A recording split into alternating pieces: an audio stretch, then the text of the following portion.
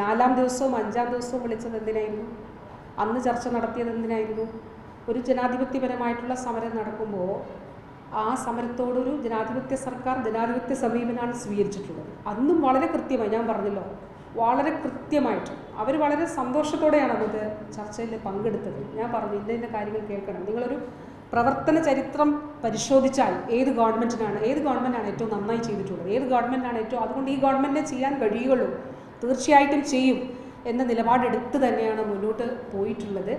അത് 4-ാം ദിവസം state mission ചർച്ചയ്ക്ക് വിളിച്ചതാണ്. 14-ാം തീയതി 15-ാം തീയതി ഞാൻ ചർച്ചയ്ക്ക് വിളിച്ചിരുന്നു.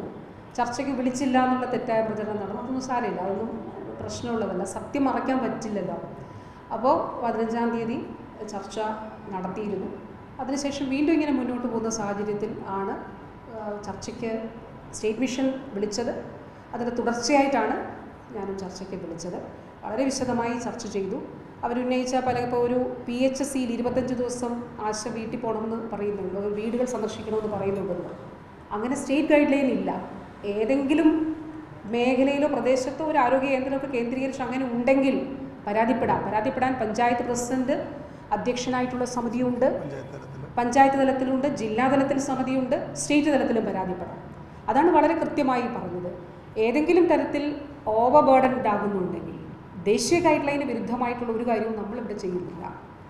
അപ്പോൾ അതിന് അപ്പുറത്തേക്ക് എന്തെങ്കിലും ഉണ്ടോ എന്നുള്ളത് ഞാൻ മീറ്റിങ്ങിൽ ഓപ്പണായി ചോദിച്ചതാണ്. അപ്പോൾ അങ്ങനെയൊരു കാര്യം ഇല്ല എന്നുള്ളത് പറയുകയും അങ്ങനെ എന്തെങ്കിലും ഉണ്ടോ എന്നുള്ളത് ഒന്നുകൂടി പരിശോധിക്കുകയും ചെയ്യാമെന്ന് പറഞ്ഞു. ഞാൻ പറഞ്ഞു പരിശോധിക്കാം, അങ്ങനെ ഉണ്ടെങ്കിൽ നമുക്കതിൽ ഇടപെടാമല്ലോ. അപ്പോൾ ഇങ്ങനെ ആശമാരുടെ ചില ഒറ്റപ്പെട്ട വിഷയങ്ങൾ ഉണ്ടെങ്കിൽ, അല്ലെങ്കിൽ കൂടുതൽ പേർക്ക് അങ്ങനത്തെ പ്രശ്നങ്ങൾ ആരോഗ്യ കേന്ദ്രങ്ങൾ കേന്ദ്രീകരിച്ച് സ്റ്റേറ്റ് മിഷൻ്റെ നിർദ്ദേശങ്ങൾക്ക് വിരുദ്ധമായിട്ടുണ്ടെങ്കിൽ അതിലിടപെടാം. പരാതികളുണ്ടെങ്കിൽ, വ്യക്തിപരമായ പരാതികളുണ്ടെങ്കിൽ നമുക്ക് ഇടപെടാം. അതെല്ലാം വളരെ ഓപ്പണായിട്ടുള്ള നിലപാടാണ് അതിൽ സ്വീകരിച്ചത്.